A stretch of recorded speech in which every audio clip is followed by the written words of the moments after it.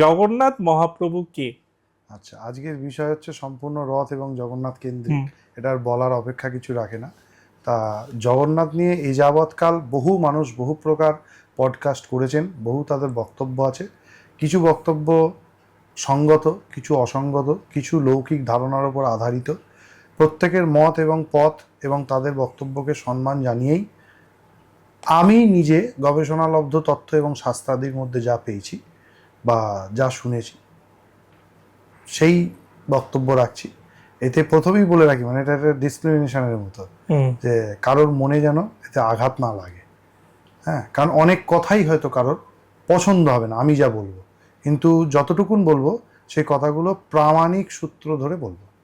ঠিক আছে, এবার তোমার প্রথম প্রশ্ন হচ্ছে ভগবান জগন্নাথকে। ভগবান জগন্নাথ হচ্ছেন জগতের নাথ জগন্নাথ। জগৎ তার নাথ, বোঝা যাচ্ছে, দুটো শব্দ দিয়ে জগন্নাথ শব্দটা তৈরি। একটা খুব সুন্দর শ্লোক আছে, শব্দটা আমার মনে নেই, এটা আমার মা খুব বলতেন, মায়ের মুখ অর্থাৎ আমার দিদিমার মুখে শুনেছিলেন। তো আমার দিদিমা ঠাকুর সীতারাম দাস ওঙ্কারনাথ দেবের শিষ্যা ছিলেন। তো যে ইয়ং শৈবা সমপাশতে শিব ইতি ব্রহ্মেতি বেদান্তি নাহা অর্হন নিত্যাত জৈন শাসনরতা, এরকম করে মানে একটা আরও অনেকগুলো শ্লোক বলবার পরে স্বয়ং ত্রৈলোক্যনাথ হরি, অর্থাৎ যাকে শৈবগণ শিব বলে, যাকে ব্রহ্মবাদীগণ ব্রহ্ম বলেন, যাকে গানপত্যগণ গণেশ বলেন, যাকে সৌরগণ সূর্য বলেন, যাকে শাক্তগণ শক্তি বলেন, যাকে স্কান্দগণ স্কন্দ বলেন, যাকে বৌদ্ধগণ বুদ্ধ বলেন, যাকে জৈনগণ অরহত বলেন ইত্যাদি বলে আখ্যায়িত করেন। অর্থাৎ আমাদের এই সনাতন হিন্দু ধর্মের মধ্যে যত মত এবং যত পথ, ঠাকুর শ্রীরামকৃষ্ণদেবের কথা, যত মত এবং যত পথ, এর যত আরাধ্য দেবতা আছে, সবাইকে সম্মিলিত করলে যে সর্বদেবময় হরি, সমস্ত দেব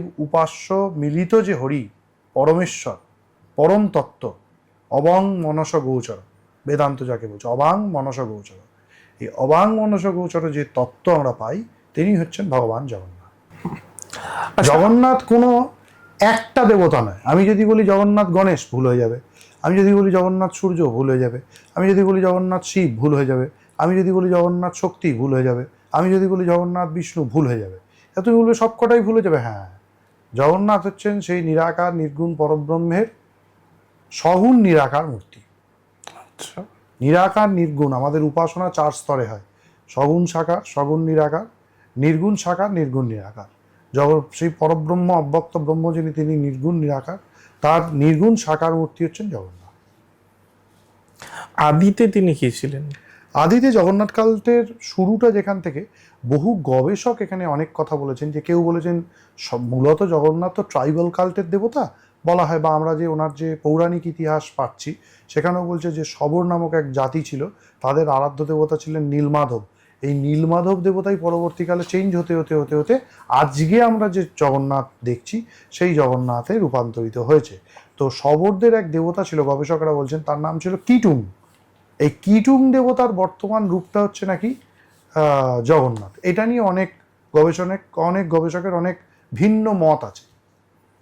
কিন্তু একটা জিনিস বোঝা যাচ্ছে যে জগন্নাথ হচ্ছে দারু ব্রহ্ম। দারু মানে গাছ। এই যে গাছ বৃক্ষ উপাসনা, এই জন্য জগন্নাথের রথ বা বিগ্রহ তৈরি বা কোনো কিছুরই যে মূল ক্রিয়াকাণ্ড বা অনুষ্ঠান, আচার অনুষ্ঠান, তাকে বলা হয় বনযাগ। দেখো, বন এবং যাগ দুটো কথা আমরা এখানে পাচ্ছি। বন মানে সেই আদিম যে উপাসনা, মানে যখন মানুষ সেই পশু প্রাণীর ছাল পরে থাকতো বা অর্ধনগ্ন হয়ে থাকতো, তখন মানুষের কাছে একমাত্র কি বলবো অন্ন বস্ত্র বাসস্থানের সংস্থানই ছিল কিন্তু বন। বনের ফলমূল খেত বা বনের শিকার করত, বা বনজ দেবতা বনের যে লতা গুল্ম তারা পড়তো, বা বনেতে যে মধু পেত সেই মধু তারা খেত, বনের যে ফল পেত তারা খেত। তাহলে এই যে বন তাদের একমাত্র সহায় ছিল। এবং তারপর হচ্ছে আগুন, যাগ বা যজ্ঞ আগুনের সঙ্গে রিলেটেড। তাহলে এই আদিমতম মানব সভ্যতার একদম আদিমতম পর্যায়েতে যে আদিম উপাসনা প্রচলিত ছিল, সেই আদিম উপাসনার বর্তমান রূপ হচ্ছে জগন্নাথ উপাসনা। এবং সেই জন্যই জগন্নাথের সব কিছু হচ্ছে ভেষজ। আচ্ছা, জগন্নাথের সব ভেষজ। দেখো, উনি কাঠ দিয়ে তৈরি, ওনার গায়ে চন্দনের লেপ দেওয়া হয়, উনি বিভিন্ন ওনার উপাসনার যে নৈবেদ্য ইত্যাদি সব হচ্ছে কি বলে ফল ইত্যাদি দ্বারা। এবং ভারতবর্ষের বোধহয় একমাত্র মন্দির, একমাত্র, আরো স্পেসিফিক করলে ভালো হয়, জগন্নাথ তো মূলত বিষ্ণু, মেনলি আমরা তাকে বিষ্ণু রূপেই দেখি, একমাত্র মন্দির যেখানে 3 বেলা ভাত ভোগ হয় এবং স্বদেশী ঠাকুর। এটাও মনে রাখতে হবে, জগন্নাথ কিন্তু কোনো বিদেশ থেকে আসা আলু বা কাঁচা লঙ্কা বা আমাদের কি বলে কাজু বাদাম ইত্যাদি অনেক কিছু, মানে যা বিদেশি পণ্য তা জগন্নাথ গ্রহণ করে না। আচ্ছা, জগন্নাথ তিনি হতে পারেন, জগতের নাথ হতে পারে, কিন্তু তার একটা নিজস্ব স্বদেশী ডিগনিটি আছে, একটা ভারতীয় সংস্কৃতিকে ধরে রাখবার একটা কিন্তু নিজস্ব কালচার আছে তার মধ্যে। তুমি একটা বিষয় বললে, সেটা হচ্ছে শবর জাতির দেবতা ছিলেন তিনি। কেন শবর জাতির দেবতা ছিলেন? এইটা কেউ বলতে পারেনি, কারণ ওনার যে সৃষ্টির ঘটনা সেখানে আমরা কয়েকজনের নাম পাই, রাজা ইন্দ্রদুম্ন, শবর বিশ্বা বসু, তারপরে বিদ্যাপতি ব্রাহ্মণ ইত্যাদি। এই শবর বিশ্বা বসুর আরাধ্য দেবতা ছিলেন নীলমাধব। এই শবর বিশ্বা বসুর আরাধ্য দেবতা নীলমাধবই পরে ঘটনাচক্রে জগন্নাথ হয়েছেন। আচ্ছা আচ্ছা, ইন্দ্রদুম্ন, বিদ্যা বসু, বিদ্যাপতি, এরা কে ছিলেন? এই যে তাহলে এবার জগন্নাথের এই ঘটনাটা বলতে হবে। দেখো, লোকাচার এবং শাস্ত্রাচার পুরাণের মধ্যে এই ঘটনাটা একরকম বলা আছে, আবার বিভিন্ন স্থল পুরাণের মধ্যে ঘটনাটা একরকম বলা আছে, আবার লোকমুখে এই ঘটনাটা একরকম প্রচলিত। আমি মোটামুটি জিস্ট নিয়ে কথাটা বলছি, কোনো স্পেসিফিক একটা শাস্ত্র ধরলে কিন্তু পুরো ঘটনাটা আগা মাথা দাঁড়াবে না, ঠিক আছে?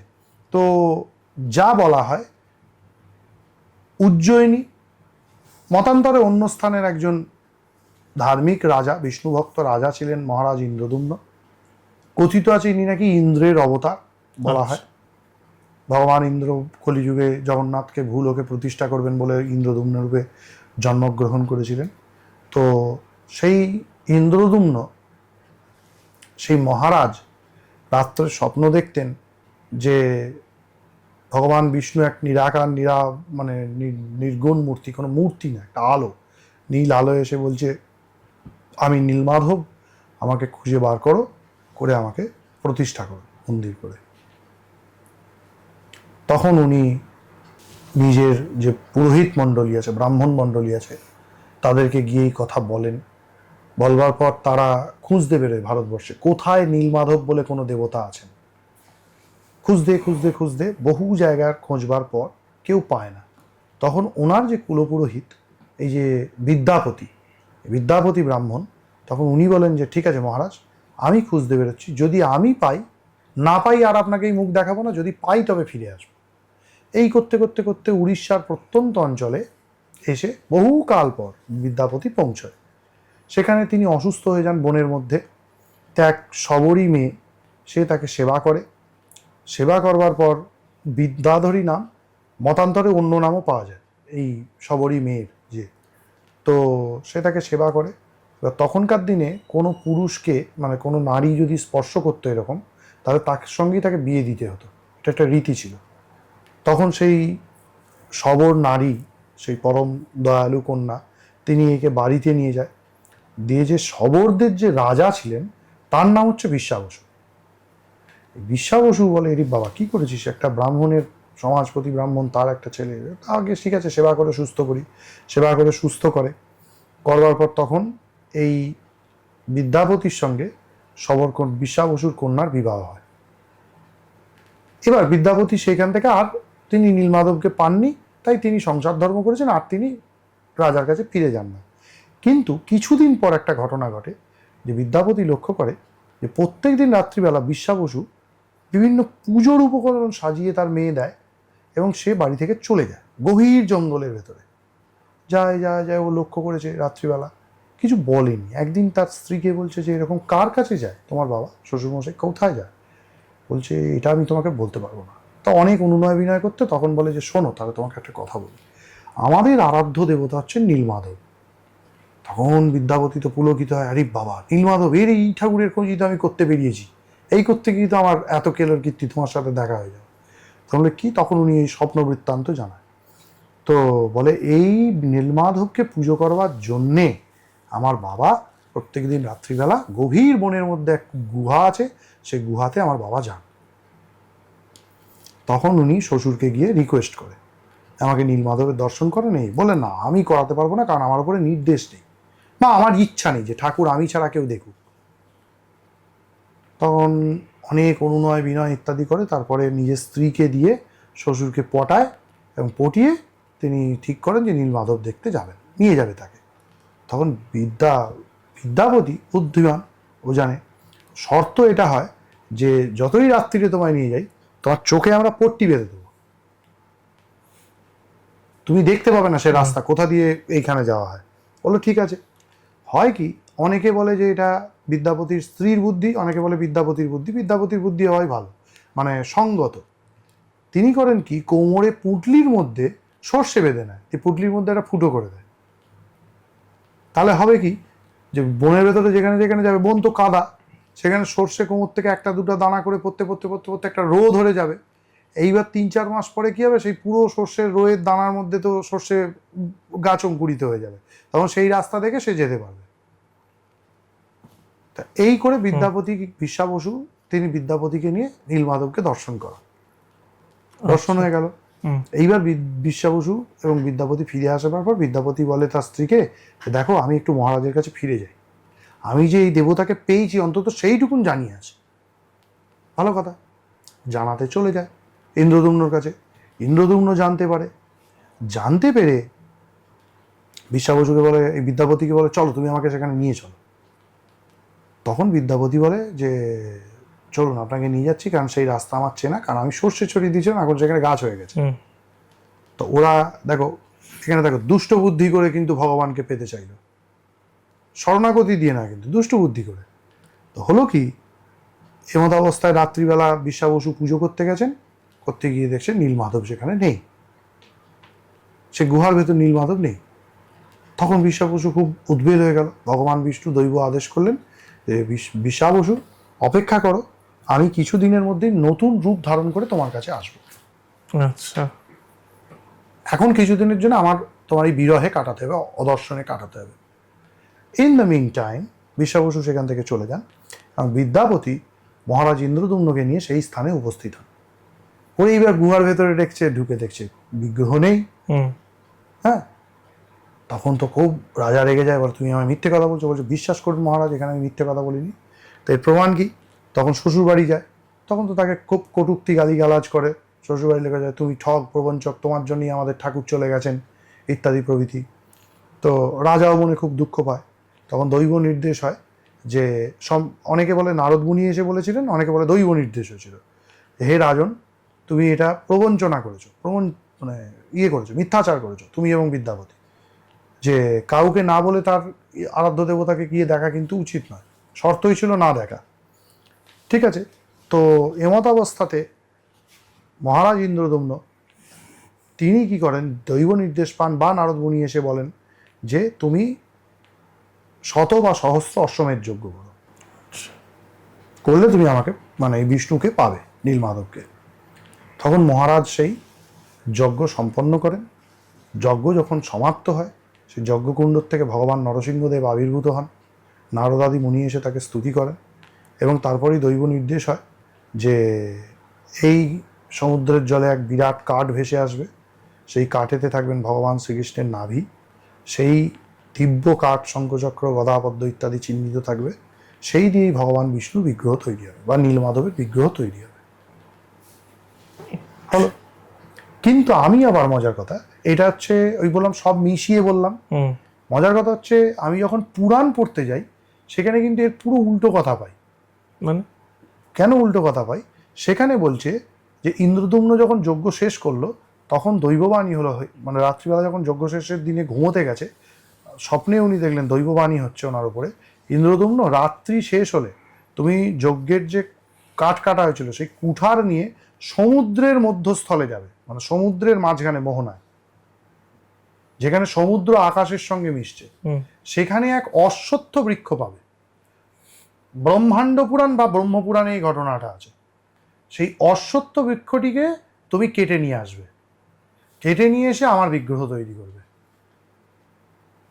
এবং রাত্রি শেষে উনি কুঠার নিয়ে নৌকো করে সেই সমুদ্রের মাঝখানে গিয়ে দাঁড়ান, গিয়ে দেখেন একটি অশ্বত্থ বৃক্ষ যার মূল সমুদ্রের তলায় এবং আকাশের ওপরে তার ডালপালা, সে মাঝখান থেকে তার প্রয়োজন মতো কাঠ কেটে নিয়ে এসে জগন্নাথ বলরাম সুভদ্রা বিগ্রহ তৈরি করে পুজো করে। এটা ব্রহ্ম বা ব্রহ্মাণ্ড পুরাণ, আমার ঠিক অ্যাকিউরেট খেয়াল নেই কোন পুরাণটাতে আছে, এর মধ্যে যে কোনো একটি পুরাণে আছে।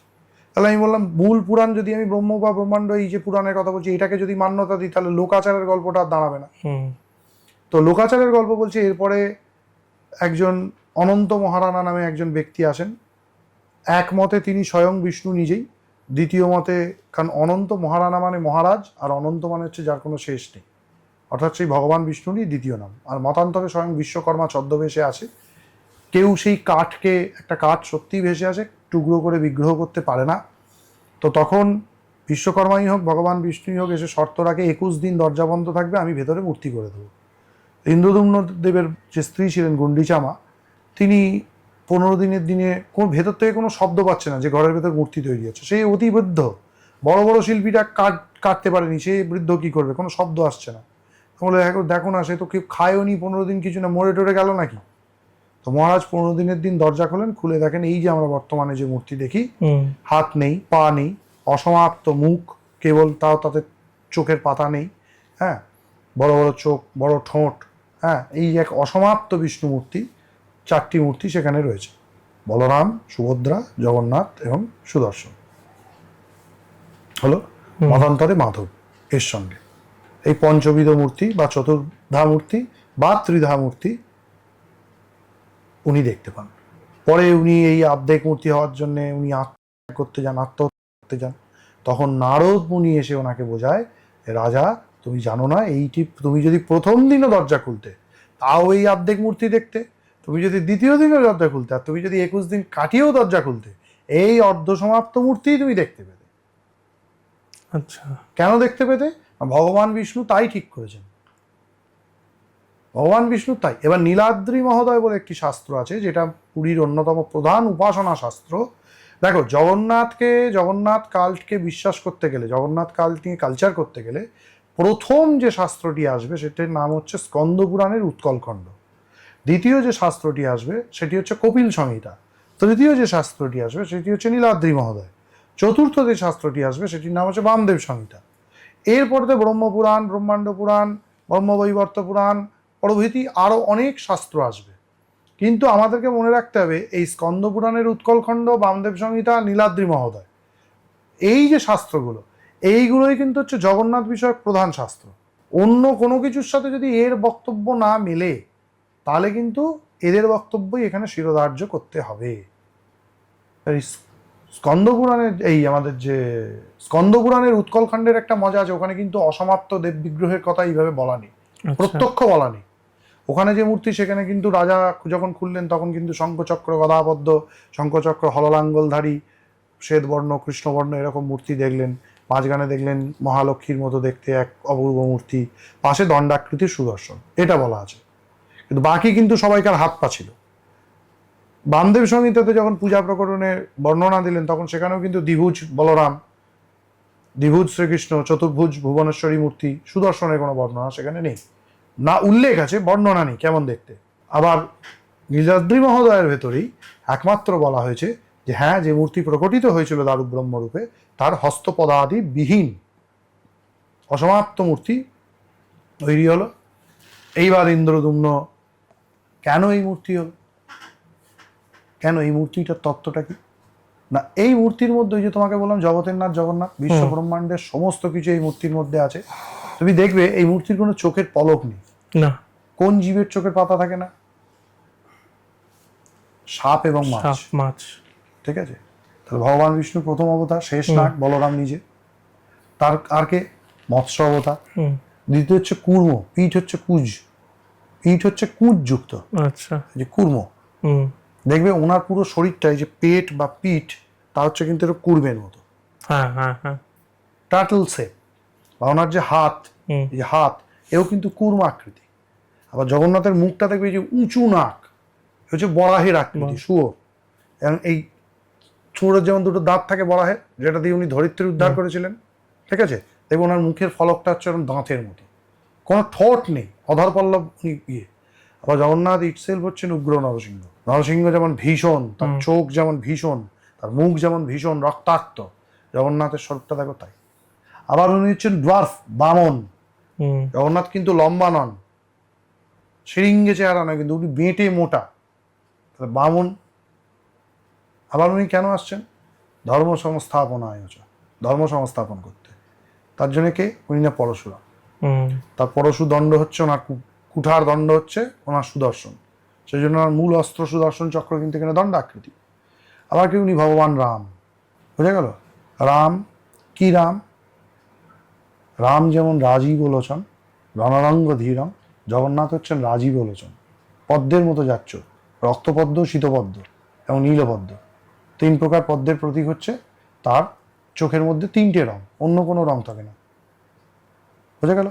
আবার তিনি বলছে মতান্তরে ওই যে কাঠ ভেসে এসেছিল তার মধ্যে ছিল ভগবান শ্রীকৃষ্ণের হার্ট, হৃদয়, সেইটা তার ভেতরে ব্রহ্মবস্তু রূপে স্থাপিত রয়েছে। বোঝা গেল? তাহলে উনি ভগবান শ্রীকৃষ্ণ। ওনার যা পূজা পদ্ধতি সব কিন্তু ভগবান শ্রীকৃষ্ণকে কেন্দ্র করে। হলো? এবার ওনার মধ্যে ইতিহাস ঘাঁটলে আমরা দেখব জগন্নাথ কালচারের মধ্যে একটা সময় বৌদ্ধদের যে ধর্মসংঘ বুদ্ধ, বজ্র ত্রিমূর্তি, এই ধর্মসংঘ বুদ্ধ হচ্ছেন সাদা, হলুদ এবং কালো, বজ্র হচ্ছেন লাল। এইটাই কিন্তু পরবর্তীকালে সাদা হচ্ছেন বলরাম ধর্ম, সংঘ হচ্ছেন সুভদ্রা, বুদ্ধ হচ্ছেন স্বয়ং জগন্নাথ, বজ্র হচ্ছেন সুদর্শন দেব। আবার উনি হচ্ছেন কলিযুগের ঠাকুর, কলির ঠাকুর, এই জন্য উনি হচ্ছেন ভগবান কল্কি। আবার ওনার যদি সার্বিক রূপটা দেখো, সার্বিক রূপটা যদি পেছন থেকে, মাথার পেছন থেকে টোটাল দেখো, দেখবে ওনার মুখটা ঘোড়ার মতো, সাইড থেকে দেখলে উনি হচ্ছেন হয়গ্রীব। তাহলে উনি এর মধ্যে। আবার কি? উনি দত্তাত্রেয়। কেন? ব্রহ্মা বিষ্ণু মহেশ্বর। রুদ্র শ্বেত মুখ হচ্ছেন বলরাম, কৃষ্ণ মুখ হচ্ছেন বিষ্ণু, মাঝখানে সুভদ্রা হচ্ছেন দত্তাত্রেয় ভগবান। আবার তুমি যদি বলরামজি, যিনি অভিন্ন জগন্নাথ, তাকে দেখো, তার মুখটা হচ্ছে হাঁসের মতো, তাহলে উনি হংস। তাহলে এই যে ভগবান বিষ্ণুর 24 অবতার, এই 24 অবতারের অবতারই হচ্ছেন ভগবান জগন্নাথ। আর তার কেন এরকম দুটো হাত? আচ্ছা, আমার যদি এখানে হাত থাকে, করপল্লব থাকে, এটার এন্ড আছে তো, শেষ আছে তো, আমি এই অবধি হাত বাড়ালে এখানে তো কমপ্লিট হয়ে গেল।